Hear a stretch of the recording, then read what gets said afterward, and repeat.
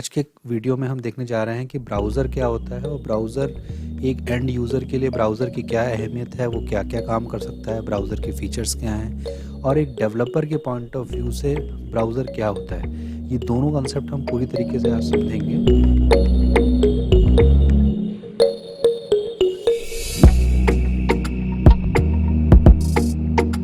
Internet and web technology विषय की lecture series में आप सभी का स्वागत है।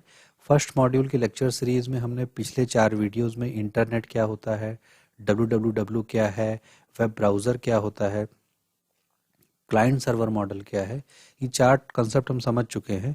आज के वीडियो में हम देखने जा रहे हैं कि ब्राउज़र क्या होता है और ब्राउज़र एक एंड यूज़र के लिए ब्राउज़र की क्या अहमियत है, वो क्या क्या काम कर सकता है, ब्राउज़र के फीचर्स क्या हैं और एक डेवलपर के पॉइंट ऑफ व्यू से ब्राउज़र क्या होता है।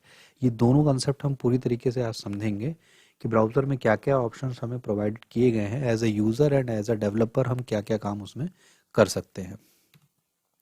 तो सबसे पहली बात है कि जब भी हमने पिछली क्लासेस में पढ़ा था कि वेब ब्राउज़र एक क्लाइंट की तरह काम करता है, मतलब कि हमने एक मशीन से सर्वर को रिक्वेस्ट भेजी और सर्वर ने वहाँ पर हमें रिस्पॉन्स देना शुरू कर दिया है।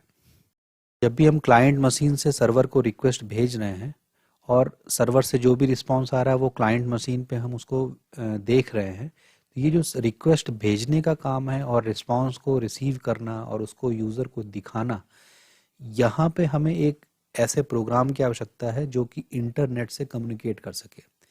क्योंकि इस मशीन में यूज़र काम करेगा लेकिन यूज़र और इंटरनेट के बीच में एक प्रोग्राम होगा जो कि रिक्वेस्ट भेजेगा और जो रिस्पॉन्स को एक्सेप्ट करेगा जो सर्वर उसको भेज रहा है। तो ये रिक्वेस्ट को भेजना और रिस्पॉन्स को रिसीव करके उस रिस्पॉन्स को यूज़र को दिखाना, यही काम हमारा एक क्लाइंट का होता है जो कि वेब ब्राउज़र करता है। तो वेब ब्राउज़र एक तरीके से हमारा क्लाइंट है। इस मशीन को हम क्लाइंट मशीन क्यों कह रहे हैं? क्योंकि इस मशीन पर वेब ब्राउज़र पड़ा हुआ है, इस कारण से हम ये सारे काम कर रहे हैं। एक तरीके से हम कह सकते हैं कि वेब ब्राउज़र एक ऐसा एप्लीकेशन है या ऐसा प्रोग्राम है जिसमें कि हम रिक्वेस्ट इंटरनेट पर हमें भेजने का काम करता है और इंटरनेट से जो भी हमें रिस्पॉन्स मिलता है उसको वो रिसीव कर कर यूज़र को जिस फॉर्मेट में यूज़र समझ सके उस फॉर्मेट में दिखाना, ये 2 काम हम वेब ब्राउज़र की सहायता से कर रहे होते हैं। अब जब ये रिस्पॉन्स हमारा वेब ब्राउज़र पे आ जाता है, फिर हमारे लिए इम्पॉर्टेंट है कि रिस्पॉन्स में आ कैसा रहा है। एक्चुअल में रिस्पॉन्स में हमारे पास एक वेब डॉक्यूमेंट आ रहा होता है जो कि HTML, CSS, जावास्क्रिप्ट इन सब का इस्तेमाल करके लिखा जाता है और उस रिस्पॉन्स को ये वेब ब्राउज़र यूज़र फॉर्मेट में दिखाता है जिसको यूज़र पढ़ सके, यूज़र उसको देख सके। फॉर एग्ज़ाम्पल, जैसे कि अगर हम यहाँ पर URL में हम ब्राउज़र में एक रिक्वेस्ट को भेजें, रिक्वेस्ट इस URL पर भेजी। अगर URL आपने नहीं समझा है तो URL का पुराना वीडियो है, आप इस वीडियो को देख करके URL समझ सकते हैं। तो जैसे कि हमने इस URL पर रिक्वेस्ट को भेजा तो हमें ये पेज रिस्पॉन्स में मिला है जो कि हम ये देख रहे हैं, लेकिन ये पेज ऐसा दिख रहा है लेकिन सर्वर ने जो हमें रिस्पॉन्स में दिया है वो कुछ ऐसा रिस्पॉन्स दिया उसने जिसमें जावास्क्रिप्ट है, HTML है, CSS है, ऐसे डिफरेंट फ्रंट एंड टेक्नोलॉजीज़ का कोडिंग की कर रही है। ये अगर आप देखें लगभग 700 पेज का हमारा कोड है, ये 500-700 पेज का। इस पूरे कोड को जो कि सर्वर से रिस्पॉन्स में आया है, इस पूरे पेज को ब्राउज़र ने ट्रांसलेट किया है और ट्रांसलेट करके ऐसा पेज दिखाया है। तो यही बात हम यहाँ पे समझना चाह रहे हैं।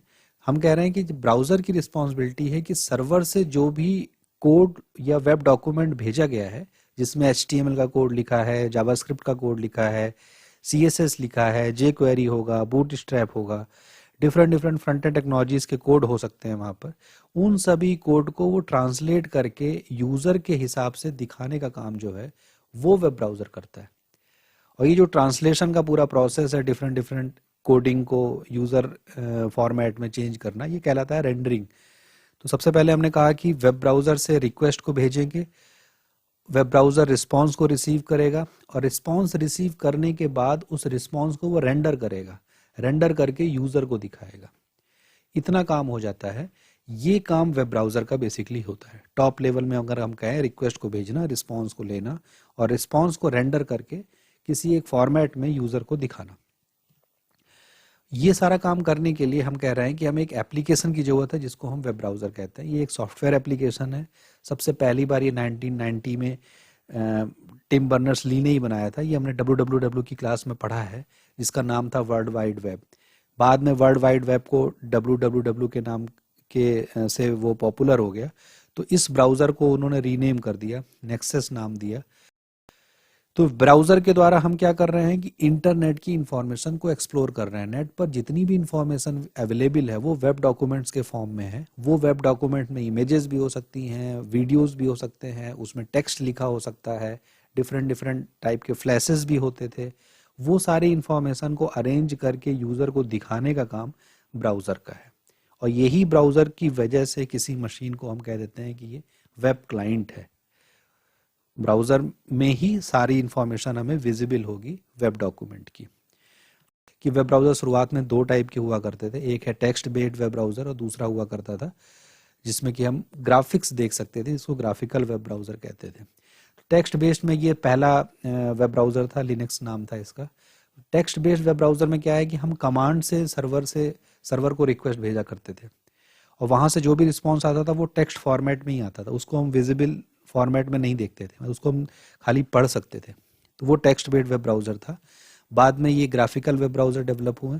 ग्राफिकल वेब ब्राउज़र में क्या है कि जैसा आज के ज़माने में हम देख रहे हैं कि क्लिक कर सकते हैं, यूज़र इमेजेस देख सकता है, वीडियोस प्ले कर सकता है, ट्रैक कर सकता है, जूम कर सकता है। तो ये ग्राफिकल रिप्रेजेंटेशन इंफॉर्मेशन का होने लगा।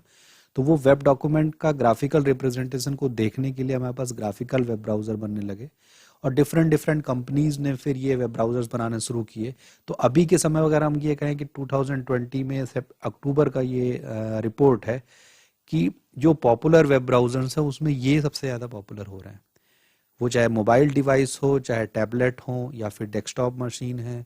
डेस्कटॉप मशीन में भी वो लिनक्स बेस्ड हैं या वो एप्पल ओएस के हैं या फिर कोई और ऑपरेटिंग सिस्टम के हैं। डिफरेंट डिफरेंट प्लेटफॉर्म्स का जो डेटा कलेक्ट किया गया है, ये विकीपीडिया से डेटा निकाला है, उसमें यही दिया हुआ है कि लगभग 66% यूज़र जो हैं क्रोम वेब डेवलपर यूज़ कर रहे हैं। गूगल क्रोम यूज़ कर रहे हैं, जिसको गूगल ने बनाया था। डिफरेंट डिफरेंट कंपनीज ने ये वेब ब्राउज़र्स बनाए हैं W3 के स्टैंडर्ड के अनुसार। ये सारे काम एक ही करते हैं, हम चाहे जो भी वेब ब्राउज़र यूज़ कर सकते हैं। लेकिन सबसे ज़्यादा पॉपुलर इस समय वो गूगल क्रोम है और मैक ओएस में सफारी सबसे ज़्यादा पॉपुलर है, जिसको एप्पल कंपनी ने बनाया। माइक्रोसॉफ्ट ने रिसेंटली अपना नया वेब ब्राउज़र लॉन्च किया। पहले वो इंटरनेट एक्सप्लोरर को यूज़ करते थे, अभी उन्होंने माइक्रोसॉफ्ट एज नाम से नया वेब ब्राउज़र लॉन्च किया है कुछ दिन पहले ही। ये भी अपना परसेंटेज धीरे धीरे बढ़ा रहा है, जो कि इस समय 3.31% यूज़र्स को कवर कर रहा है। फायरफॉक्स है, सैमसंग का मोबाइल ब्राउज़र है, सैमसंग इंटरनेट ब्राउज़र, ये भी काफ़ी पॉपुलर है क्योंकि जिनके जिनके पास भी सैमसंग के मोबाइल्स हैं उसमें ये यूज़ हो रहा है। इसके अलावा ओपेरा का सॉफ्टवेयर है, यूसी ब्राउज़र है, जो कि इस समय अभी ब्लॉक किया गया है।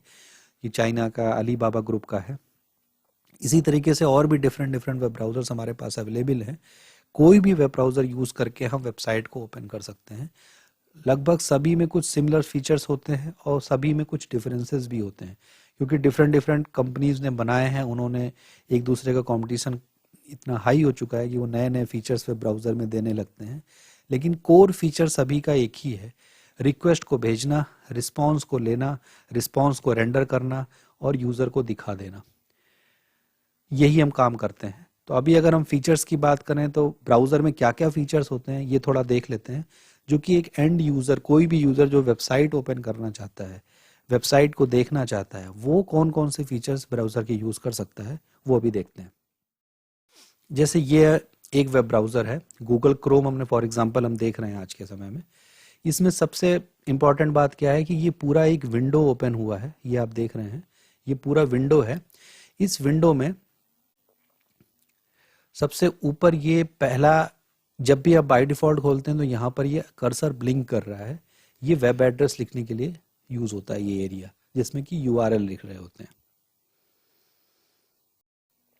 इसमें चाहे तो हम कोई भी URL लिख करके रिक्वेस्ट भेज सकते हैं। फॉर एग्जांपल जो भी URL हम खोलना चाहें, मान लीजिए हम अपना चैनल ही खोल लें अगर, तो हमने ये URL से एड्रेस लिखा, उस एड्रेस पर रिक्वेस्ट गई, तो रिक्वेस्ट जाने के बाद ये पेज ओपन होकर आ गया। ये पेज ओपन होकर आया है, मतलब कि ये रिस्पॉन्स में हमारे पास आया। तो सबसे पहला चीज इस ब्राउज़र के लिए इम्पोर्टेंट क्या है कि कि ऊपर का ये URL लिखने का पोर्शन जिसको हम वेब एड्रेस यहाँ पे लिखते हैं। इसके बाद इसमें देखेंगे आप, ये एक हाफ सर्किल बना हुआ है, ये वही रिक्वेस्ट को दोबारा भेजने का काम करता है जो भी हमने भेजी थी अभी। फॉर एग्जाम्पल हमने ये रिक्वेस्ट को भेज दिया है, इस रिक्वेस्ट को अगर हम दोबारा भेजना चाहें तो दोबारा यहाँ से भेज सकते हैं। ऐसे जितनी बार चाहें उतनी बार ये रिक्वेस्ट को हम यहाँ पे भेज सकते हैं।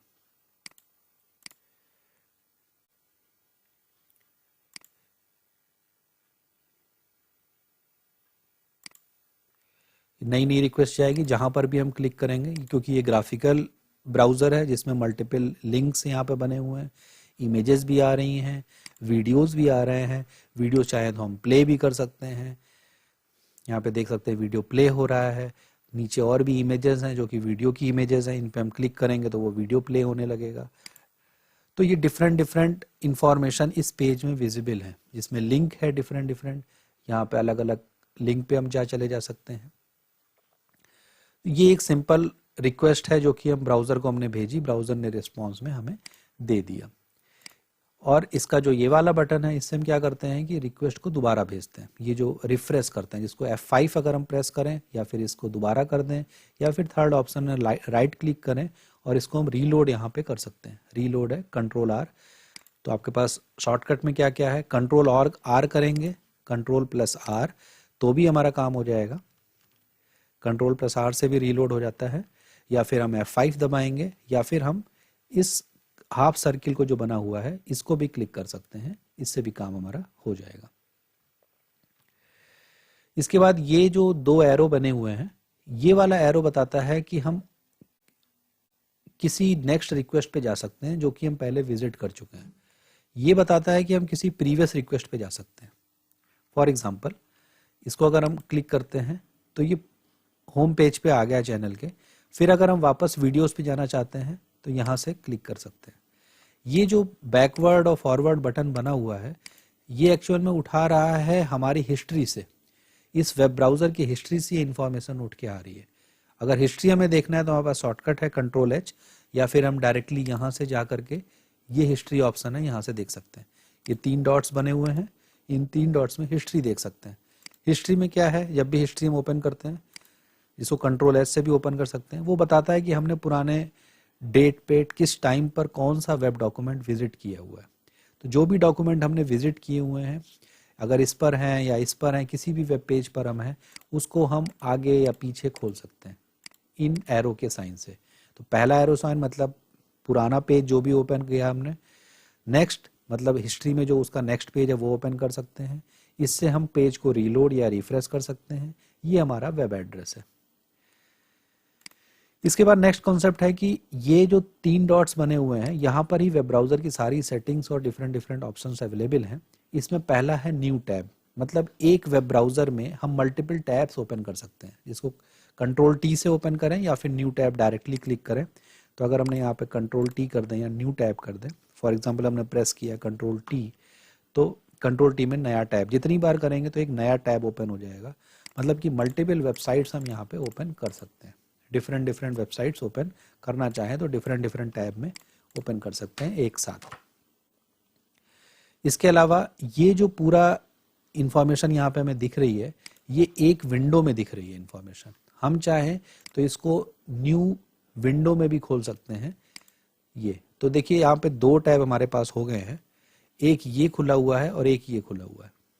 यहाँ पे अगर हम देखेंगे तो हमें 2 विंडो ओपन हो चुके हैं। पहला ये विंडो है ब्राउज़र का, दूसरा ये वाला विंडो है।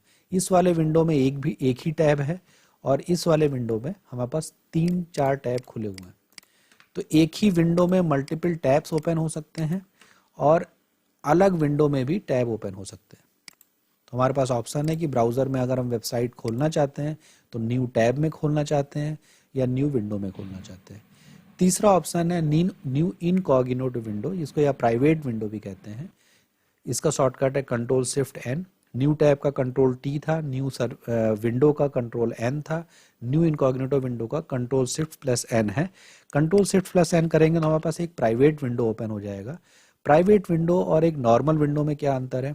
प्राइवेट विंडो में कभी भी यूज़र क्या काम कर रहा है उसकी हिस्ट्री सेव नहीं होती है। जैसे यहाँ पर हमने देखा था Ctrl+H जब प्रेस किया था तो ये सारी हिस्ट्री सेव हो गई है कि अभी हमने कौन कौन से पेजेस ओपन किए, कौन कौन से डॉक्यूमेंट ओपन किए। लेकिन अगर हम इनकॉग्निटो विंडो में कुछ भी काम करते हैं तो इसकी हिस्ट्री सेव नहीं होती है। यहाँ पर जो भी हम इसको बंद कर देंगे फिर ब्राउज़र वो भूल जाएगा कि हमने कभी खोला भी था। यहाँ पे अगर आप देखेंगे तो वो हिस्ट्री नहीं दिखा रहा है इस टाइम कि क्या क्या काम हुआ है। तो इस तरीके से ब्राउज़र का ये सबसे इम्पॉर्टेंट फीचर है न्यू इनकॉग्निटो विंडो। इम्पॉर्टेंट क्यों है कि ये डेवलपर्स के लिए भी काम आने वाली चीज़ है। डेवलपर्स अक्सर क्या करते हैं कि हम वेबसाइट जब डेवलप कर रहे होते हैं तो बहुत सी इंफॉर्मेशन होती है, इमेजेस होते हैं, वो सब प्राइवेट विंडो में काम करने से फ़ायदा क्या होता है, वहाँ पे कैशे स्टोर नहीं होता है। जब भी ये वेब ब्राउज़र इन सारी इमेजेस को खोलता है तो अपनी कैशे में सेव कर लेता है, ताकि दोबारा अगर इसी को रिक्वेस्ट भेजनी है तो वो इमेजेस को वो सर्वर से नहीं लेता है, अपनी लोकल मशीन पे ही कैशे से निकाल लेता है। तो अपनी लोकल मशीन में कैशे से निकालता है तो प्रोसेसिंग फास्ट हो जाती है, मतलब कि ये इमेज बार बार डाउनलोड नहीं करना पड़ेगा सर्वर से। लेकिन अगर हम प्राइवेट विंडो में खोलते हैं तो वो कभी भी इन इमेजेस को अपने कैशे में स्टोर नहीं करता है। कैशे में स्टोर नहीं कर रहा है, इसका मतलब क्या हुआ कि जब भी अब दोबारा रिक्वेस्ट भेजेंगे तो वो दोबारा सर्वर से डाउनलोड करेगा।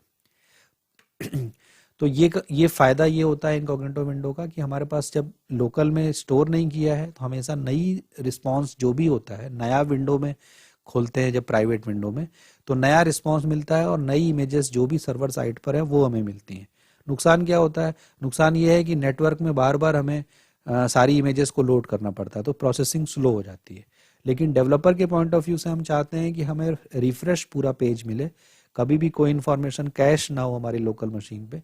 इसलिए जनरली डेवलपमेंट करते समय हम प्राइवेट विंडो में ही सारा काम करते हैं। इसके बाद का ऑप्शन हिस्ट्री है। हिस्ट्री हम देख चुके हैं, जिसमें कि हम पुराने ओपन जो भी पेजेस हैं उनको देख सकते हैं।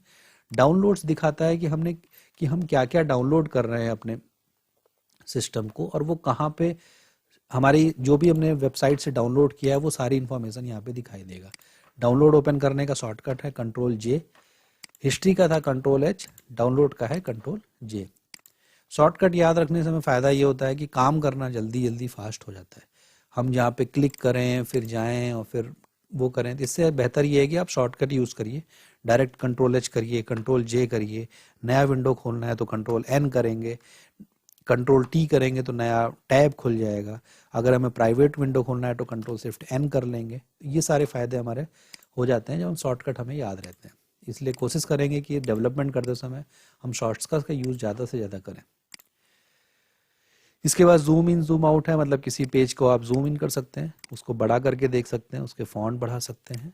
ये बाय डिफ़ॉल्ट ये 100% होता है, लेकिन जिनको पढ़ने में ज़्यादा कंफर्टेबल नहीं है तो वो चाहें तो जूम इन कर सकते हैं। प्रिंट करने का मतलब इस पूरे पेज को हम चाहें तो प्रिंटर पर भेज सकते हैं, या फिर क्रोम में ऑप्शन है कि हम इसको एज अ PDF भी सेव कर सकते हैं Ctrl+P ऑप्शन से। प्रिंट के बाद आगे इंपॉर्टेंट क्या है, Ctrl+F भी आप यहाँ पे यूज़ कर सकते हैं, इसको फाइंड कहते हैं। इसमें आप जो कुछ भी लिखना चाहेंगे वो इस पेज में वो सर्च करेगा। जैसे हमने इंटरनेट लिखा तो इंटरनेट इस वेब डॉक्यूमेंट ने जहाँ जहाँ पे लिखा है वहाँ पे हाईलाइट कर दिया है इसने। पूरे पेज में जहाँ पर भी लिखा होगा वो उसको हाईलाइट कर देगा। तो ये Ctrl+F इसका फंक्शनलिटी है, वो यूज़ कर सकते हैं। इसके अलावा इसमें और भी कई सारे एक्सटेंशंस वगैरह ब्राउज़र में यूज़ कर सकते हैं, ब्राउज़र का डेटा क्लियर कर सकते हैं। क्लियर ब्राउजिंग डेटा में क्या करते हैं, ये भी इंपॉर्टेंट चीज़ है। जैसा कि अभी हमने बताया कि वो हिस्ट्री सेव कर रहा है, इसके अलावा वो साइट का कुकीज़ भी सेव करता है, और कैशे में इमेजेस भी पड़ा हुआ है। जैसे इस समय अगर हमारे सिस्टम में देखें तो 45 MB की कैसे इमेजेस और फाइलें पड़ी हुई हैं।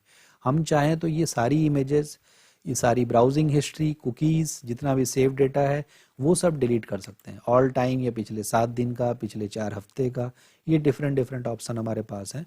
ब्राउजिंग डेटा को डिलीट कर देना ब्राउज़र के कैशे में, ब्राउज़र की कुकीज़ को, ब्राउज़र की हिस्ट्री को, ये सारा हम कर सकते हैं। तो ये नेक्स्ट ऑप्शन है।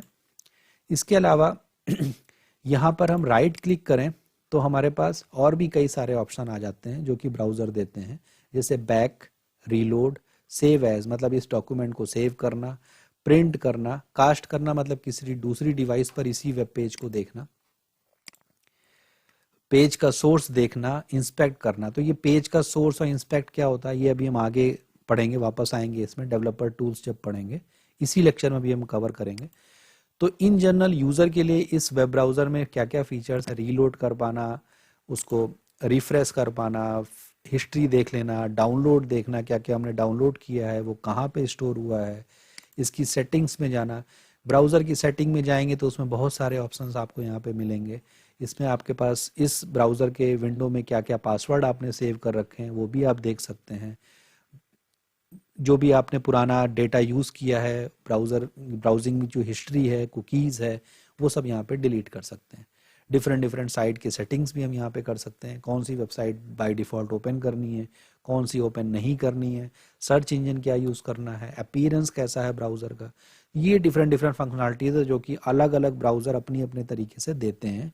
लेकिन कोर फंक्शनलिटीज़ क्या है, कोर फीचर्स क्या है, पेज को लोड करना, रीलोड करना, रिफ्रेश करना, नेक्स्ट पेज पे जाना, एक ही विंडो में खोलना, नए टैब में खोलना, प्राइवेट विंडो में खोलना, तो ये मेनली फीचर्स हैं। तो ब्राउज़र्स के फीचर्स में हमने देख लिया कि कैसे हम वेब पेज को एक्सेस कर सकते हैं, यूआरएल हम कहाँ पे लिख सकते हैं, एक पेज से दूसरे पेज पे कैसे जा सकते हैं एरो साइन के द्वारा। एक नया पेज अगर खोलना है तो सेम विंडो में भी खोल सकते हैं, न्यू विंडो में भी खोल सकते हैं, नए टैब में भी खोल सकते हैं, या फिर हम चाहें तो इनकॉग्निटो विंडो या प्राइवेट विंडो में भी खोल सकते हैं। हम हिस्ट्री भी ओपन कर सकते हैं, डाउनलोड कहाँ पे किया वो काम कर सकते हैं, बुक मार्क कर सकते हैं। तो बुक मार्क एक बार देख लेते हैं, बुक मार्क हमारा मिस हो गया। जैसे ये वेब पेज है, हम चाहते हैं कि इस वेब पेज को हम बार बार देखेंगे, तो हम चाहें तो यहाँ पे इसका देखिए एक स्टार साइन बना हुआ है। स्टार साइन जो ये बना हुआ है, यहाँ से हम इसको बुक मार्क कर सकते हैं। ये स्टार साइन से, स्टार साइन को जब हम प्रेस करते हैं तो ये डन कर लिया। अब जब भी हम दोबारा खोलेंगे तो हमें यहाँ पे देखिए कि एक बुक मार्क बना हुआ है। मतलब इस वेब पेज को हम चाहें तो दोबारा यहाँ डायरेक्टली हमें बिना टाइप किए डायरेक्टली खोल सकते हैं। तो बुक मार्क वो पेजेस होते हैं जहां पर जनरली हम बार बार विजिट करना चाहते हैं, उन सारे वेब पेजेस को हम बुक मार्क कर सकते हैं। तो ये वेब ब्राउजर्स के फीचर्स हो गए। लास्ट क्लासेस में हमने पढ़ा था कि इंटरनेट पर डिफरेंट डिफरेंट क्लाइंट्स है, वो सर्वर से कम्युनिकेट कर रहे हैं। आज हम देख रहे हैं कि वो क्लाइंट हमारे एक्चुअल में वेब ब्राउजर्स ही हैं। उन्हीं वेब ब्राउजर्स की सहायता से हम सारा काम कर रहे हैं। वेब ब्राउजर रिक्वेस्ट को भेजेगा, सर्वर से रिस्पॉन्स आएगा। तो वेब ब्राउज़र काम कैसे करता है, एक बार स्टेप वाइज स्टेप देख लेते हैं। सबसे पहले हम वेब ब्राउज़र को ओपन करेंगे। वेब ब्राउज़र ओपन करने के बाद वेब ब्राउज़र में हमने एड्रेस बार में उसको टाइप किया। जैसे ही हमने डोमेन नेम जो भी हमने टाइप किया, जैसे यहाँ पे हमने youtube.com लिखा था, तो वेब ब्राउज़र क्या करेगा, डीएनएस सर्वर के पास जाएगा और पूछेगा कि यूट्यूब के करस्पॉन्डिंग आईपी एड्रेस क्या है सर्वर का। तो उसने उसको आईपी एड्रेस क्लाइंट को दे देगा। फिर ये वेब क्लाइंट हमारा सर्वर को, जो कि इसका आईपी उसे मिला है, उसको रिक्वेस्ट भेज देगा यूजिंग एचटीटीपी प्रोटोकॉल। जब एक बार उसने रिक्वेस्ट भेज दी है, फिर सर्वर से हमारे पास रिस्पॉन्स आएगा। वो रिस्पॉन्स क्या होगा, वो एक वेब डॉक्यूमेंट होगा जिसमें कोड लिखे होंगे, HTML, जावास्क्रिप्ट, CSS, बूटस्ट्रैप, ये सारे कोडिंग इसके अंदर की गई होगी। जैसे ये वेब पेज है, इसका अगर हम कोड देखें तो ये एक्चुअल में हमारे पास सर्वर से रिस्पॉन्स आ रहा है। ये पूरा रिस्पॉन्स सर्वर से आ रहा है जिसको ब्राउजर ने रेंडर करके इस फॉर्मेट में दिखाया है। ब्राउजर क्या करेगा, सारी रिलेटेड फाइल्स जो भी उस पेज से संबंधित है उनको डाउनलोड करेगा। रिलेटेड फाइल का मतलब रिलेटेड जावास्क्रिप्ट की फाइल है, रिलेटेड CSS की फाइल्स हैं, इमेजेस की जो फाइल हैं जो कि उस वेब पेज में इस्तेमाल हुई हैं, वो सारी रिलेटेड डॉक्यूमेंट्स को वो डाउनलोड करेगा। एक बार उन सबको डाउनलोड कर लेगा, फिर वो इंटरप्रिटेशन चालू करेगा, मतलब HTML को समझेगा, CSS को समझेगा, जावास्क्रिप्ट के कोड को रन करेगा, और रन करने के बाद जो भी फाइनल कंटेंट होगा वो यूज़र को दिखा देगा। तो ये बेसिक स्टेप्स हैं वेब ब्राउज़र से रिक्वेस्ट भेजने के और रिस्पॉन्स को देखने के।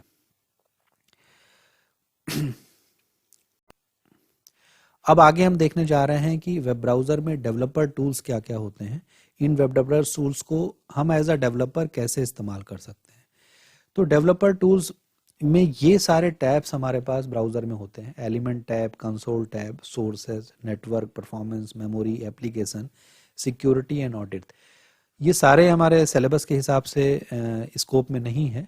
हमारे लिए मेनली इंपॉर्टेंट इसमें एलिमेंट टैब है, कंसोल टैब है, सोर्सेज एंड नेटवर्क है। ये 4 टैब हमारे लिए इंपॉर्टेंट है। इन चारों को हम सारे ही देख लेते हैं कि कैसा विजिट होता है, क्या होता है, फिर इन 4 पे फोकस करेंगे। बाकी जैसे जैसे हम HTML, जावास्क्रिप्ट, CSS पढ़ते जाएंगे तो इन टैब्स पे काम करेंगे और इनकी फंक्शनैलिटीज़ को और देखते जाएंगे। ये ओपन कैसे करते हैं? फॉर एग्जांपल ये वेब ब्राउज़र है, इसमें हम राइट क्लिक करके इस पूरे डॉक्यूमेंट का सोर्स कोड देख सकते हैं। सोर्स कोड देखने का मतलब है कि इसको हम राइट क्लिक कर रहे हैं तो हमें पता चलेगा कि सर्वर से रिस्पॉन्स में क्या मिला है। तो सर्वर में रिस्पॉन्स में ये पूरा वेब डॉक्यूमेंट मिला है। तो राइट क्लिक करके हमारे पास ऑप्शन है व्यू पेज सोर्स करने का। इसके बाद फॉर एग्जांपल हम एक वेब पेज खोलते हैं। ये एक सैंपल वेब पेज है जिसमें कि एक इमेज है, ऊपर एक हेडिंग पड़ी हुई है, नीचे कुछ और लिखा हुआ है। हम देखना चाहते हैं कि वेब डेवलपर इस डॉक्यूमेंट को क्या क्या एनालाइज कर सकता है क्लाइंट साइड पर। तो ये इसका URL है जहाँ से ये डाउनलोड हुआ है पेज। अगर हम इसको राइट क्लिक करेंगे तो इसका हमें सोर्स कोड दिखाई देगा। तो सिंपल सा 10-15 लाइन का एक कोड है। ये कोड क्या है आपको अभी ये नहीं समझना, लेकिन ये कोड है जिसको ट्रांसलेट करके ब्राउज़र ने इस फॉर्मेट में दिखाया है। अब हमारे पास ऑप्शन क्या है कि हम इसमें इंस्पेक्ट कर सकते हैं, Ctrl+Shift+I। जब हम इंस्पेक्ट करेंगे तो नीचे एक विंडो ओपन हो जाएगा। यही जो विंडो ओपन हुआ है ये डेवलपर टूल है। तो इसका शॉर्टकट या तो आप राइट क्लिक करके इंस्पेक्ट कर लीजिए तो भी ये ओपन हो जाएगा, या फिर आप Ctrl+Shift+I कर देंगे तो भी ये ओपन हो जाएगा, या फिर आप डायरेक्टली जो है F12 भी प्रेस कर सकते हैं। F12 प्रेस करने से भी ये विंडो ओपन हो जाता है। ये विंडो में अगर आप यहाँ पे देखेंगे तो 3 डॉट्स बने हुए हैं। इन 3 डॉट्स में आप क्लिक करेंगे जब, तो इसमें ऑप्शन आ रहा है डॉक साइड का, मतलब डॉक में 4 ऑप्शन है।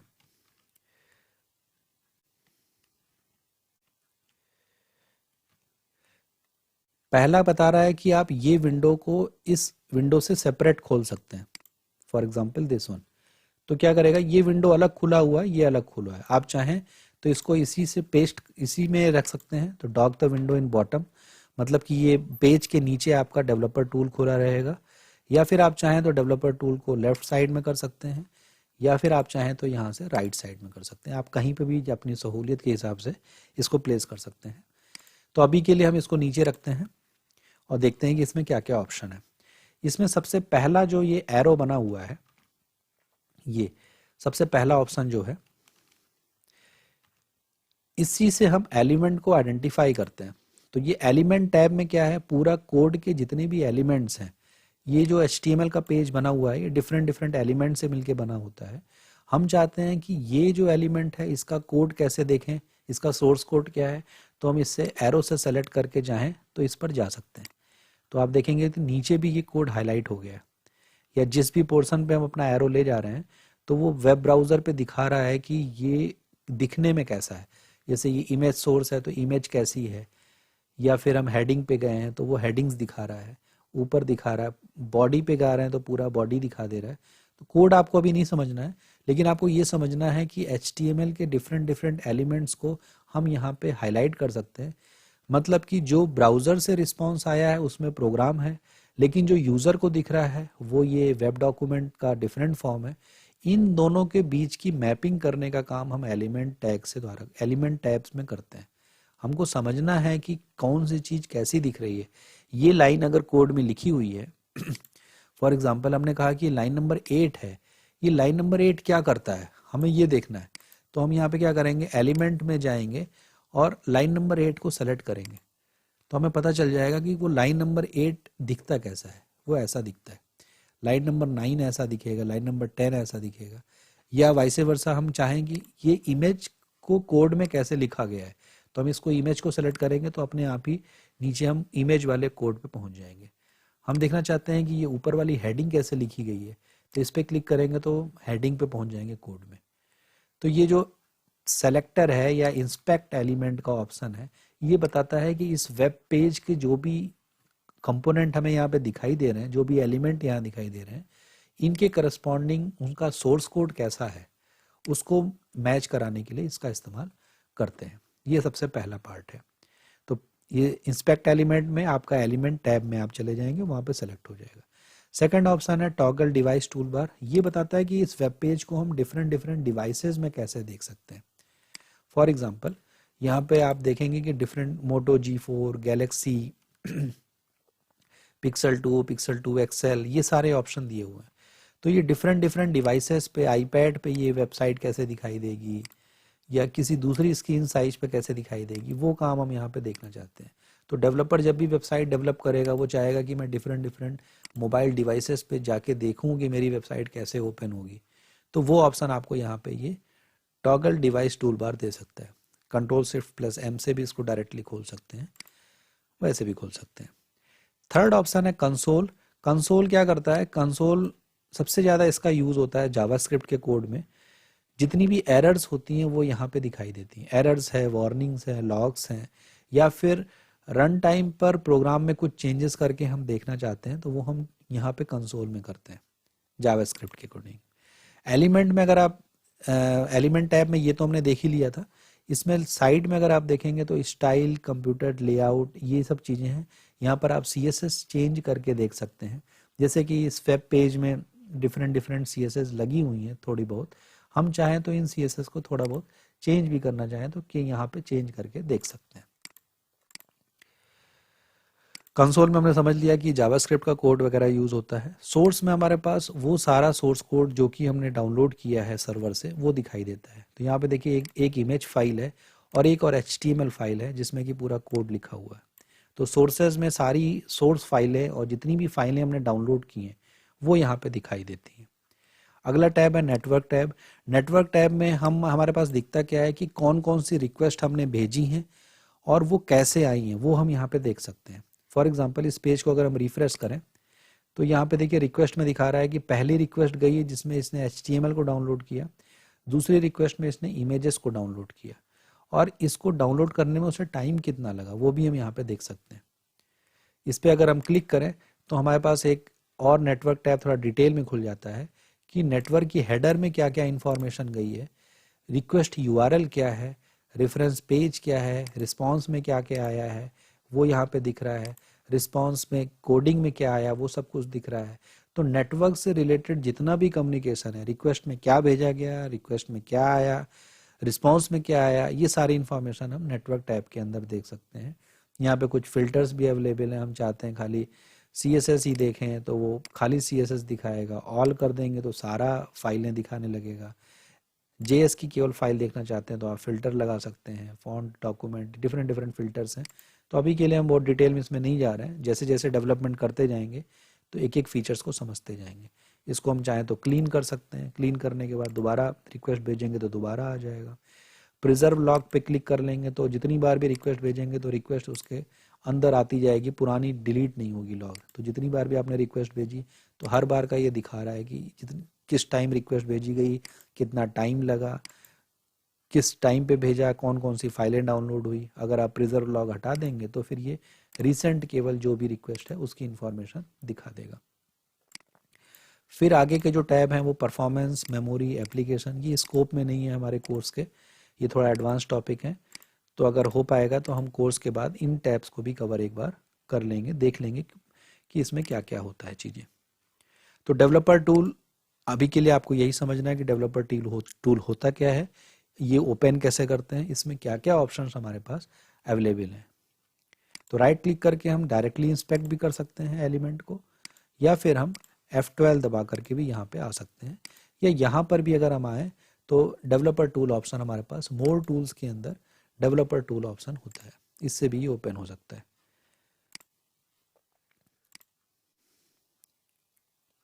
तो डेवलपर टूल में ये सारे ऑप्शंस हैं जो कि हमने देखे कैसे ओपन हो सकते हैं, क्या हो सकते हैं। आगे की क्लासेस में हम और समझेंगे कि काम कैसे होता है इस पे। इसके बाद अब वेब ब्राउज़र का आर्किटेक्चर हम समझेंगे। वेब ब्राउज़र का आर्किटेक्चर में सब ये हमारा कुछ ओवरऑल हम कह सकते हैं कि जो भी हम काम करते हैं उसको डिफरेंट डिफरेंट कंपोनेंट में डिवाइड किया गया है। तो ब्राउज़र के अंदर ये 6-7 कंपोनेंट्स हैं। पहला यूज़र इंटरफेस है, फिर ब्राउज़र इंजन है, रेंडरिंग इंजन है, networking, JS interpreter, UI backend और डेटा परसिस्टेंस। इतने कंपोनेंट्स हैं जो कि ब्राउज़र के अंदर काम कर रहे हैं उस वेब पेज को यूज़र को दिखाने के लिए। तो सबसे पहला कंपोनेंट है जिसको कहते हैं यूज़र इंटरफेस। यूज़र इंटरफेस में क्या है कि जितने भी आपको वहाँ पे इंटरेक्शन करने के लिए ऑप्शन मिले हैं, जैसे कि URL को लिखना है एड्रेस बार में, बैक बटन प्रेस करना, फॉरवर्ड बटन प्रेस करना, बुक मार्क करना, रीलोड करना, ये यूज़र इंटरफेस का पार्ट है जो कि यूज़र इंटरैक्ट करता है। तो ये ब्राउज़र का पहला चीज़ है। सेकंड पार्ट होता है ब्राउज़र का ब्राउज़र इंजन। ब्राउज़र इंजन का मेन काम क्या है, यूज़र इंटरफेस से जो भी हमें कमांड मिले हैं, जैसे रीलोड करना, एड्रेस बार पे टाइप करना या बुक मार्क करना, उन कमांड के करस्पॉन्डिंग जो भी इंस्ट्रक्शंस रेंडरिंग इंजन को देने हैं वो उनको पास करता है। तो यूज़र इंटरफेस और रेंडरिंग इंजन के बीच का पोर्शन है वो ब्राउज़र इंजन कहलाता है। जो भी एरर मैसेज आएगा या मैं रेंडरिंग इंजन से, उन एरर मैसेजेस को फिर यूआई पर वो रिप्रेजेंट करवाता है। थर्ड इंपॉर्टेंट पार्ट है रेंडरिंग इंजन, जो कि डेवलपर के पॉइंट ऑफ व्यू से ज़्यादा इंपॉर्टेंट है। हम रेंडरिंग इंजन की सहायता से ही कोड को इंटरप्रेट करते हैं। जो भी HTML का कोड है, XML का कोड है, जो भी हमने देखा, उसका जो इंटरप्रिटेशन है वो रेंडरिंग इंजन ही कर रहा है। वो रेंडरिंग इंजन ही उस कोड को समझ करके रेंडर करके यूज़र को दिखा रहा है।